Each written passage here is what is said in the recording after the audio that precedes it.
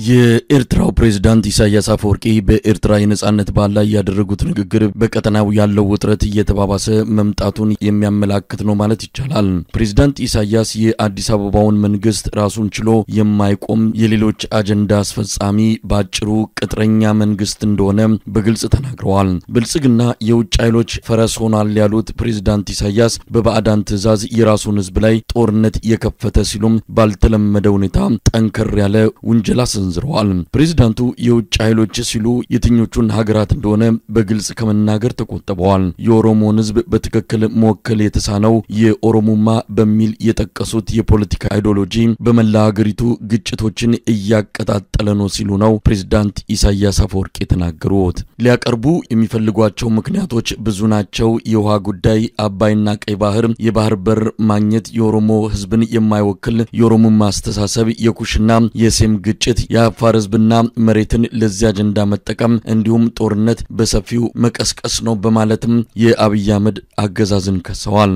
ፕሬዝዳንቱ የጦር መሳሪያ ግዥና የወታደራዊ ዝግጅት ላይ ነው ያሉት የአብይ አህመድ አገዛዝ የኤርትራ ህዝብና መንግስት ለዚሁ ብልጽግናው መንግስት ቀደም ሲል የሰጠውን ድጋፍ በማድረጉ ድንገት በተፈጠረው ለውጥ ግን እንደማይጸጸቱ ተናግረዋል። ፕሬዝዳንት ኢሳያስ በአብይ አህመድና በሚመራው የብልጽግና መንግስት ላይ እንዲህ አይነት ትችትና ወቀሳ ሲያቀርቡ በርግጥ የመጀመሪያ ጊዜያቸው ነው። የፕሬዝዳንት ኢሳያስን ጠንካራ ንግግር በተመለከተ ከአብይ አህመድ አገዛዝ እስካሁን የተሰማ ምላሽ የለም። ፕሬዝዳንት ኢሳያስ በነጻነት በዓላቸው ላይ በመገኘት ያደረጉትን ንግግር በጥቅል ምን ይመስላል በሚል ከኤርትራዊው የሚዲያ ባለሙያ አክሊሉ ሳለ ጋር አጭር ቆይታ አድርገናል። መልካም ጊዜ።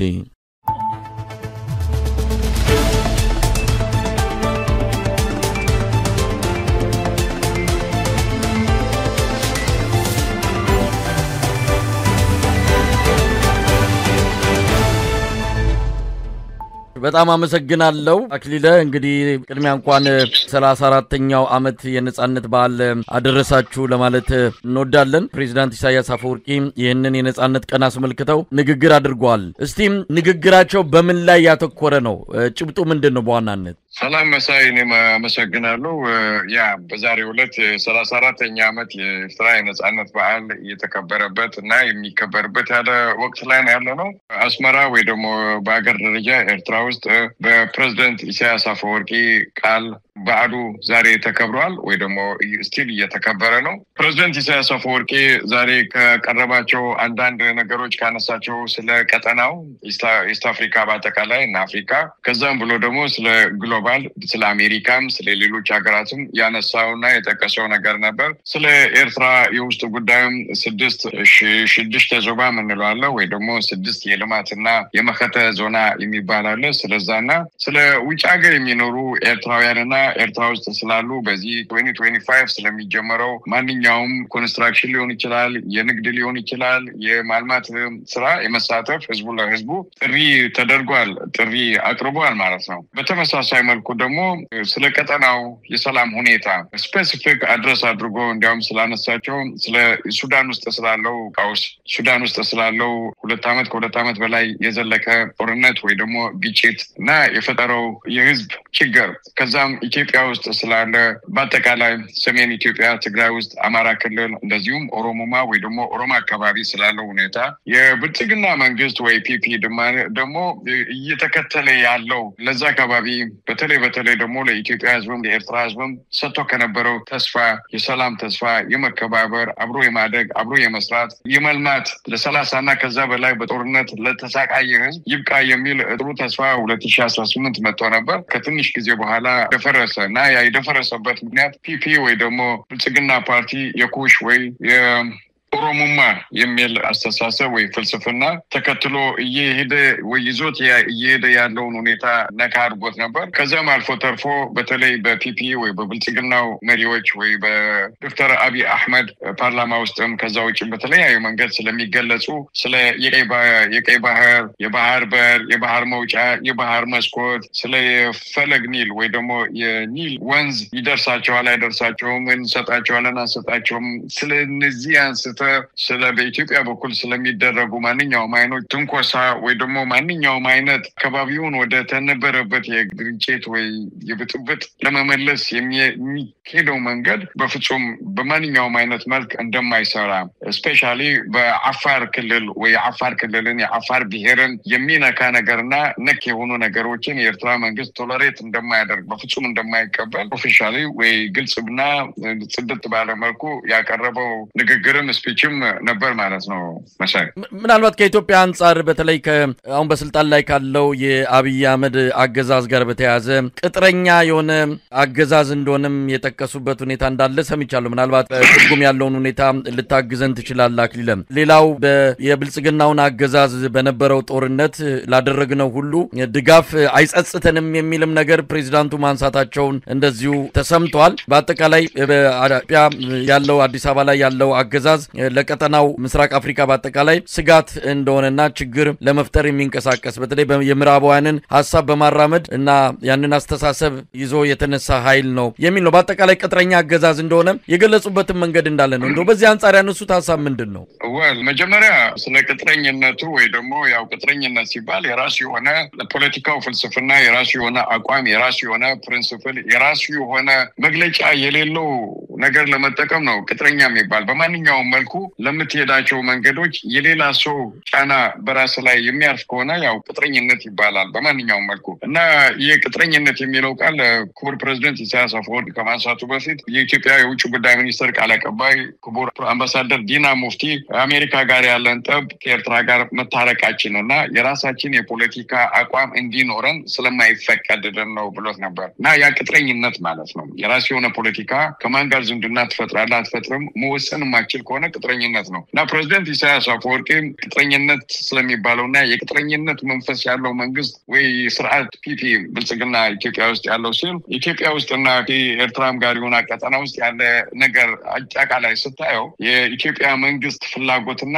የኢትዮጵያ መንግስት ውሳኔ አይደለም። ለዛም ነው እና ለዚህ በጣም ወፈር ያለ ማረጋገጫ ከፈለግ በዚህ በሰሞኑ በኢትዮጵያ በኤርትራና በትግራይ አክቲቪስቶች መካከል ጽምዶ ተብሎ ስለተጀመረው ነገር ለመጀመሪያ ጊዜ ከፕሪቶሪያ ውል በኋላ የአሜሪካ አምባሳደር ኤርባ ማሲንጋ ወደ ትግራይ ክልል ሽረ ሄደው ነበር እና ዛይዶ ስላነሳው ጥያቄ ብዙ ጥያቄዎችን ያነሳ ቢሆንም በዋነኛነት ግን ከኤርትራ መንግስት ጋር ያላችሁ ግንኙነት ምንድነው የሚል ነው። እና ኤርትራ ውስጥ ሆኖ ይህ አምባሳደር እንዲህ አይነት ጥያቄ ኤርትራ መንግስት ቢጠይቅ ይባረራል። ምክንያቱም ኤርትራ ውስጥም ሆነ ትግራይ ውስጥም ሆነ ኢትዮጵያ ውስጥ ስላለ የኢትዮጵያ መንግስት ከማን ጋር ምን አይነት ዲፕሎማሲያዊ ዝምድና ማድረግ ስላለበት ብሎ መወሰን የኢትዮጵያ መንግስት ወይ የኤርትራ መንግስት እንጂ የአምባሳደሮች ውሳኔ አይደለም። እና ለዚህም ነው ቅጥረኝነት የምትለው ወይ የቅጥረኝነት መንፈስ ያለው መንግስት ፒፒ ወይ ደግሞ ብልጽግና ኢትዮጵያ ውስጥ አዲስ አበባ ውስጥ አለ የሚል መልእክት ዝል ያስተላለፈው ፕሬዝዳንት ኢሳያስ አፈወርቂ ናይንሲ ደግሞ ብዙ ነገሮችን ግምት ውስጥ አስገብቶ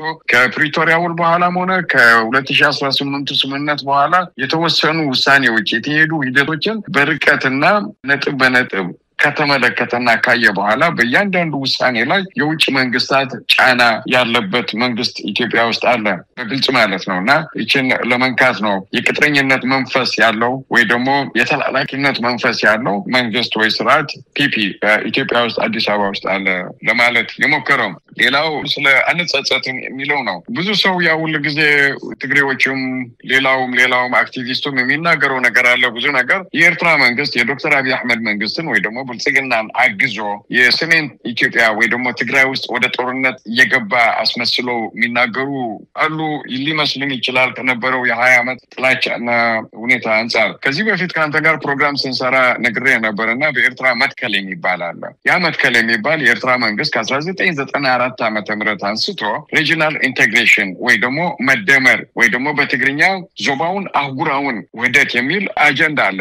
በቃ ፒላርስ ነው ከስድስቱ የኤርትራ መንግስት የሚጠቀሙባቸው ቋሚ ስነ ሀሳብ አንዱ የሪጂናል ኢንቴግሬሽን የሚለው ነው። እና በዚህ መሰረት ነው የኢትዮጵያን መንግስት ወይ ደግሞ ከኢትዮጵያ ጋር ሆኖ እዚህ የሰሜን ትግራይ ጦርነት ውስጥ የገባ። ለጦርነቱ ጠንቅና መንስኤ የሆነ ግን እዚች ላይ ትንሽ ደቂቃ ከሰጠኝ አሁን በዚህ ሰዓት በተለይ ብልጽግና ጽህፈት ቤት ወይ ብልጽግና መንግስት የአፍሪካ ኢስት አፍሪካ ጉዳይ አማካሪ ሆኖ ቁጭ ያለው ጌታቸው ረዳና እሱን የመሰሉ መቀለ በነበሩበት ሰዓት ይሰነዝሯቸው የነበሩ ተንኳሽና ፕሮቮክ የሚያደርጉ ለምሳሌ ያሉን ሚሳኤሎች ኤርትራ አስመራ ላይና አማራ ክልል ባህር ዳር ላይ እናፈሳቸዋለን፣ ጦርነቱን እንጀምረዋለን፣ ኢሳያስ አፈወርቂ እጁን መስጠት አለበት፣ አብይ አህመድ ወደ ኬንያ መሸሽ አለበት፣ በዛም መሸሽ ከቻለ እና ሌላ በጣም ብዙ መናገር የማንችለው ነገሮችን አድርገው የሰሜን እዝን ከመጡ በኋላ ያው ጦርነት ነው የታጠቀና ግንባር ላይ የተፋጠጠ ሰራዊት አለ፣ በዛ በኩል ወደ ኢትዮጵያ ተዘለቀ ማለት ነው። ጦርነቱ ካለቀ በኋላ ግን ብዙ ሰዎች የኤርትራ መንግስት ይህን በማድረጉ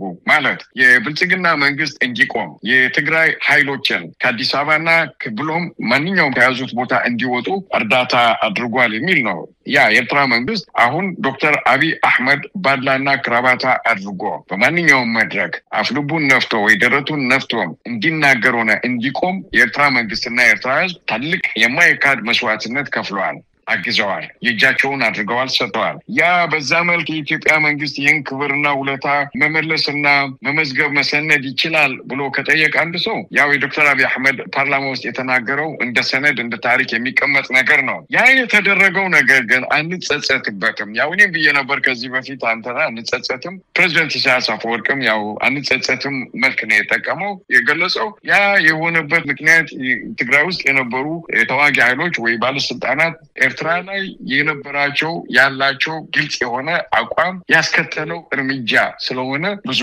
አንጸጸትም። የኤርትራና የኢትዮጵያ ጉዳይ እዚህ ከመድረሱ በፊት ነበር ፋኖ አማራና የኢትዮጵያ ብልጽግና ጦርነት ውስጥ የገቡት። ኤርትራ መንግስት የአብይ መንግስትን የማገዝ ብቻ ጭፍን የሆነ የማገዝ ብቻ እና የኤርትራ መንግስት በዚህ ጉዳይ ላይ አልጸጸትም የሚልበት ምክንያት የዶክተር አብይ አህመድ መንግስት የማገዝና እንዲቆም ብቻ ፍላጎት ኑሮት ቢሆን ኑሮ ኤርትራና ኢትዮጵያ ሁለቱ ግንኙነት ትንሽ ሻከረ ከሚባልበትና ዶክተር አብይ አህመድ ስለ ቀይ ባህርና ስለ ባህር ይገባናል የሚል ጥያቄ ከማንሳቱ በፊት ነበር የፋኖዎች የትጥቅ ትግል የተጀመረው ወይ ደግሞ የፋኖ ትጥቃችሁን ፍቱ በሚል የተነሳ ነገር የተጀመረና ፋኖ ጦርነት ላይ የኤርትራ መንግስት እጁን ያስገባ ነበር የማገዝ ፍላጎት ብቻ ቢኖር። ስለዚህ ለዚህ ነው ኤርትራ መንግስት ብዙ አንጸጸትበትም በፕሪንሲፕል ወይ ደግሞ በመትከል የተደረገ ነገር አስቀድሞ ግን የኤርትራን ሉዓላዊነትና የኤርትራን ህልውና ለመከላከል የተደረገ ነው ብሎ ስለሚያምንበት ነው።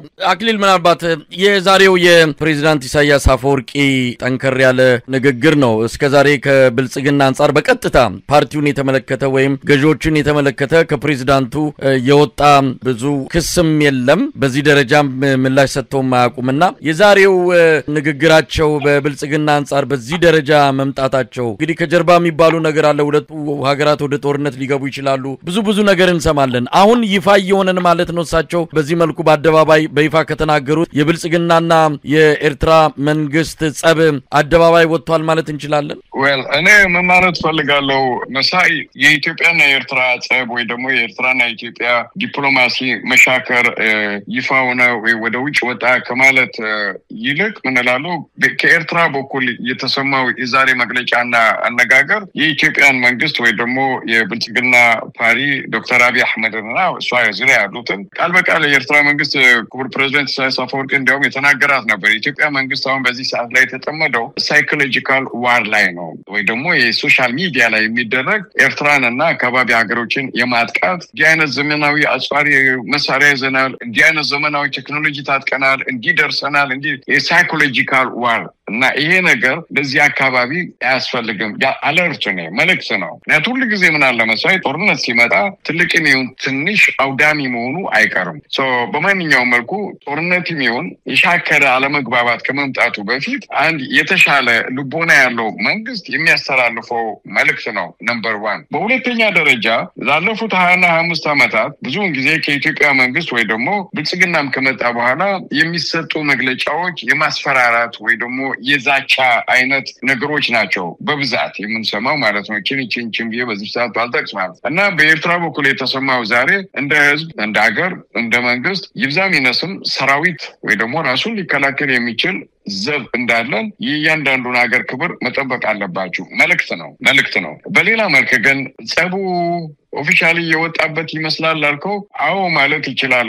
ለምንድነው ለኢትዮጵያ ለኤርትራ ጎረቤት የሆነ ሀገር የለም። ፖለቲካ ላይ ሲነገር ምንመሳሰል ህዝቦች ነን፣ አንድ ታሪክ አለን፣ አንድ የጋራ የሆነ ባህል አለን ብዙ ይባላል። ከሩቅም ከቅርብም ለ30ና ከዛ በላይ የአሜሪካ መንግስት የኤርትራ መንግስት ላይ ያለው ጥላቻ እያወቅን የአሜሪካ መንግስት ለ34ኛ ዓመት በዓል እንኳን አደረሳችሁ አብረን መስራት እንፈልጋለን፣ በሽርክነት ኢስት አፍሪካ ውስጥ ለተፈጠሩ ችግሮች መፍትሄ እናፈላልጋለን፣ ከኤርትራ ጋር ዲፕሎማሲ እንዲሻሻል እንሰራለን በሚልበት ሰዓት ሌላው ቢቀር የአፍሪካ አንድነት ድርጅት ተወካይ ቋሚ ኤርትራ መንግስት አምባሳደር ክቡር አቶ ቢኒያም በርሃ አለ። በዛ በኩልም እንኳን አደረሳችሁ ማለት ይቻላል እኮ እና ይህን ነገር በደንብ ስታየው ያለው ሁኔታ ወደ ጥሩ የማይሄድና ወደ ጥሩ እየሄደ እንዳልሆነ ያስረዳል። የኢትዮጵያ መንግስት ደግሞ መልእክት ነው። በሌላ አነጋገር መሰል እንግዲህ የፕሬዝዳንት ኢሳያስ አፈወርቂን የዛሬውን ንግግር የተመለከቱ በተለያየ መልኩ እንግዲህ ረዘም ያለ ንግግርም ነው ያደረጉት። የተለያዩ ጉዳዮችን አንስተዋል። በዋናነት ከኢትዮጵያ አንፃር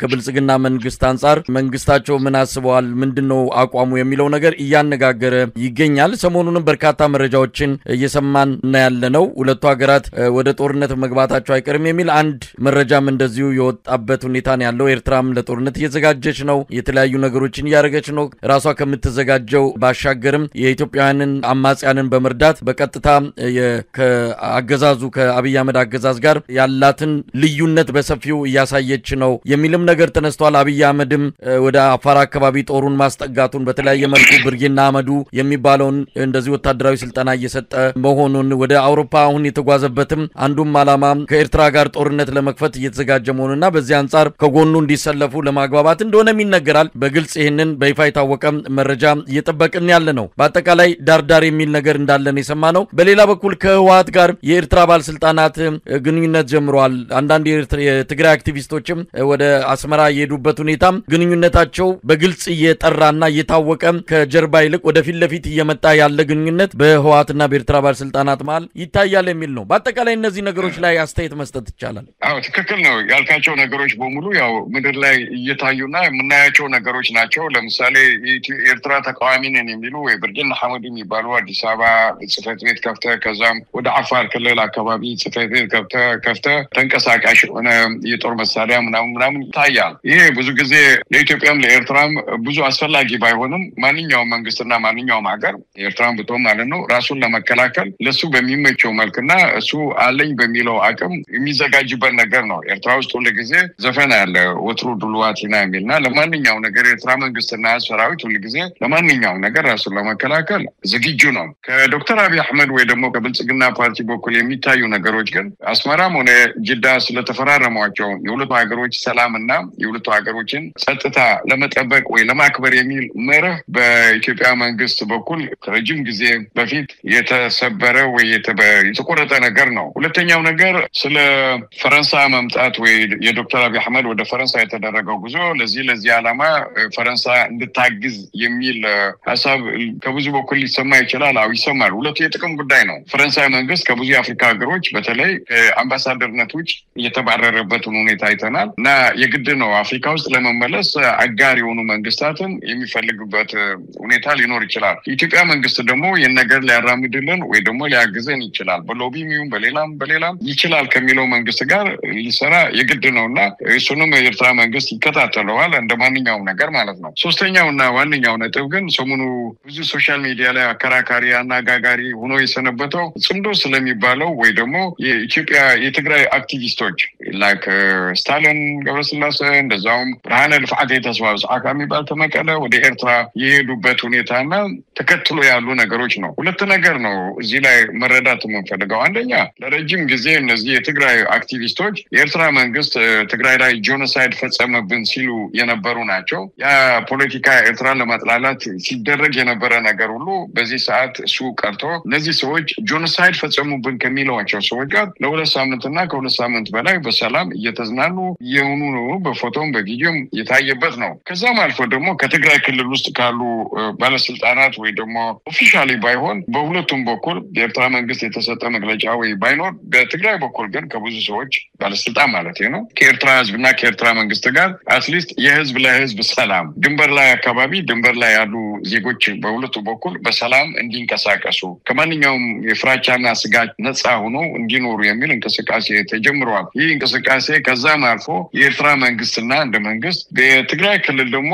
እንደ ክልል ደህና የሆነ እንደ ጉርብትና ሰላም እንዲኖርና ዝምድናው እንዲቀጥል የሚል ሁኔታዎች ከትግራይም ከኤርትራም በኩል እየታዩ ነው። በሶስተኛነትና በመነገር አለበት መነገር የለበትም ባለ አንድ ጊዜ ክብርት ፈትለወርቅ የተናገረችው ነበር። ፈትለወርቅ ገብረስላሴ እንደዚሁም ሌሎች በትግራይ በኩል ወደ ኤርትራ ከኤርትራ ደግሞ ወደ ኢትዮጵያ በትግራይ በኩል የሚደረግ ማንኛውንም አይነት ጦርነት አንቀበልም የሚል ይሄ ለብልጽግና ፓርቲ ትንሽ እንደመርዶም ሊሆን ይችላል። ትግራይ ውስጥም ኤርትራ ውስጥም ላለው ሰላም ፈላጊ ደግሞ እንደ ጥሩ የብስራት መልእክት ነው እና እነዚህ ነገሮች ሁሉ አስተያየተ በትግራይ እና በኤርትራ በኩል አንድ የተጀመረ እንቅስቃሴ እንዳለ ታያዋለ። ህዝቡና ህዝብ ቢሆን የዶክተር አብይ አህመድ መንግስት እነ ፈረንሳይ ሌሎች ሀገሮችን በመናቀበውና በመናደርገው እንድታግዙን የሚልና የፕሬዝዳንት ኢሳያስ አፈወርቂ የተናገረው ሳይኮሎጂካል ዋር ይሄን ያህል ድሮን አምጥተናል፣ ይሄን ያህል ድሮን ማምረት እንችላለን፣ ሰማይ ላይ በድሮን ባህርና መርከብ መሳል ጀምረናል ሊሉ ይሄ ሁሉ ምስታው